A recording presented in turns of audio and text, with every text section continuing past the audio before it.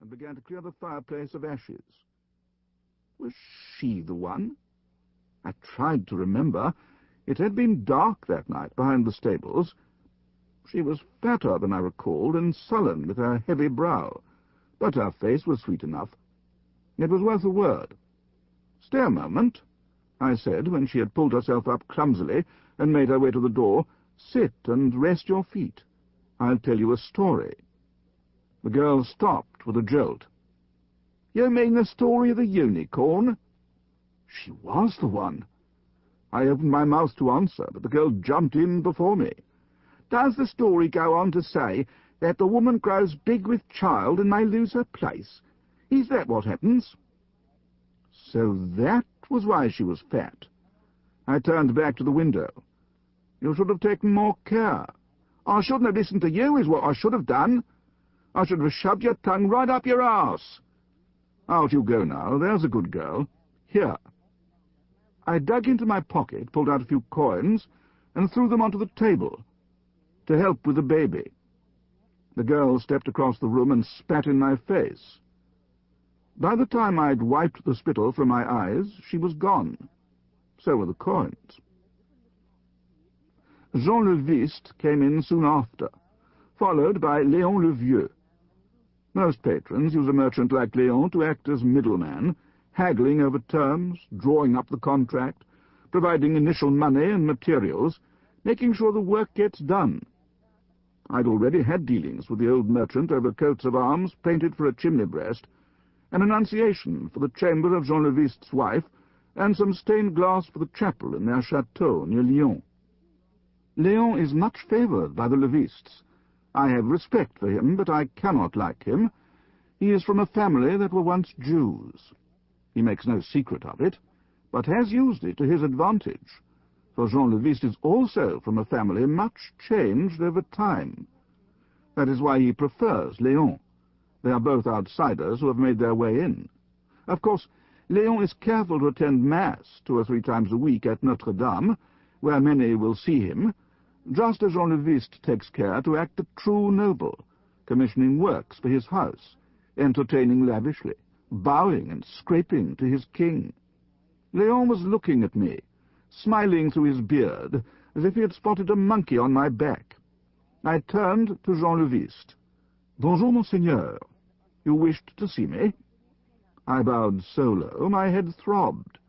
It never hurt to bow low. Jean le Viste's jaw is like a hatchet, his eyes like knife blades. They flicked around the room now, then rested on the window over my shoulder. "I want to discuss a commission with you, Nicolas des Innocents," he said, pulling at the sleeves of his robe, which was trimmed with rabbit fur, and dyed the deep red lawyers wear, "for this room." I glanced around the room, keeping my face clear of thoughts. It was best to be so with Jean le Viste. "What did you have in mind, monseigneur?" "Tapestries." I noted the plural. "Perhaps a set of your coat of arms to hang either side of the door?" Jean le Viste grimaced.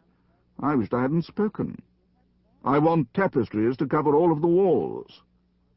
"All of them?" "Yes." I looked around the room once again, more carefully this time. The grande salle was at least 10 paces long and 5 wide. Its walls were very thick, the local stone rough and grey. 3 windows were cut into one of the long walls, and the hearth took up half of one of the end walls. Tapestries to line the room could take a weaver several years. "What would you have as the subject, monseigneur?" I had designed one tapestry for Jean le Viste, a coat of arms, of course. It had been simple enough, scaling up the coat of arms to tapestry size, and designing a bit of background greenery around it. Jean le Viste folded his arms over his chest. "Last year, I was made president of the Cour des Aides." The position meant nothing to me, but I knew what I should say. "Yes, monseigneur, that is a great honor to you and your family." Léon rolled his eyes to the carved ceiling, while Jean le Viste waved his hand as if he were ridding the room of smoke. Everything I said seemed to annoy him. "I want to celebrate the achievement with a set of tapestries.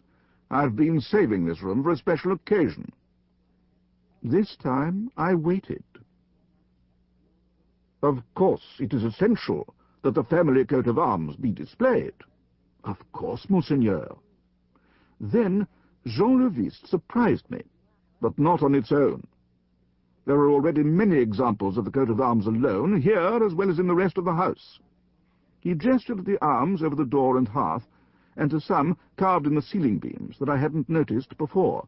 No, I wanted to be part of a larger scene, to reflect my place at the heart of the court. A procession, perhaps? A battle. A battle? Yes, the Battle of Nancy. I kept my face thoughtful. I even smiled a little, but in truth, I knew little of battles, and nothing of this one at Nancy, of who had been there, who had been killed, and who had won. I'd seen paintings of battles, but never done one myself. Horses, I thought. I would need to paint at least 20 horses to cover these walls, tangled with men's arms and legs and armor. I wondered then what had made Jean le Viste, or Léon more likely, choose me for this work. My reputation at the court is as a miniaturist, painter of tiny portraits of ladies that they give men to carry. Praised for their delicacy, the miniatures are much in demand. I paint shields and ladies' carriage doors for drink money, but my true skill is in making a face the size of my thumb, using a few boar bristles and colour mixed with egg white. It needs a steady hand, and that I have, even after a long night of drinking at Le Coq d'Or. But the thought of painting 20 huge horses, I began to sweat, though the room was chilly. "You are sure that you want the Battle of Nancy, monseigneur?" I said. It was not quite a question. Jean le Viste frowned. "Why would I not be sure?" "No reason, monseigneur," I answered quickly. "But they will be important works, and you must be sure you have chosen what you want." I cursed myself for my clumsy words. Jean le Viste snorted. "I always know what I want. I wonder at you, though. You don't seem so keen on this work. Perhaps I should find another artist who is happier to do it." I bowed low again. "Oh, no, monseigneur, of course I am most honored and grateful to be asked to design such a glorious work. I am sure I am not worthy of your kindness in thinking of me. You may have no fear that I'll put my heart and blood into these tapestries." Jean le Viste nodded, as if such grovelling were his due. "I leave you here with Léon to discuss details and to measure the walls," he said as he turned to go. "I will expect to see preliminary drawings just before Easter, by Maundy Thursday, with paintings by the Ascension." When we were alone, Léon le Vieux chuckled. "What a fool you are." With Léon it's best to come straight to the point and ignore his jibes. "My fee is 10 livres tournois, 4 now, 3 when I finish the drawings, and 3 when the paintings are done." 5 livres parisis, he responded quickly. "Half when you finish the drawings, the rest when you deliver the paintings, and they're to Monseigneur's satisfaction." "Absolutely not. I can't work with no pay at the start, and my terms are in livres tournois." It was just like Léon to try that. Paris livres are worthless. Léon shrugged, his eyes merry. "We are in Paris, n'est-ce pas? Shouldn't we use livres parisis? That is what I prefer. 8 livres tournois, with 3 now, then 3 and 2. 7. I will give you 2 tomorrow, then 2 and 3 at the end." I changed the subject. It is always best to let the merchant wait a little. "Where will the tapestries be made?" "North. Probably Brussels. They do the best work there." North? I shuddered.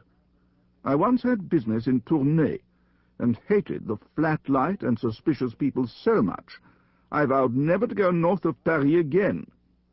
At least I wouldn't have to do more than paint designs, and that I could do in Paris. Once they were done, I would have no more to do with the making of the tapestries. "Alors, what do you know about the battle at Nancy?" Léon asked.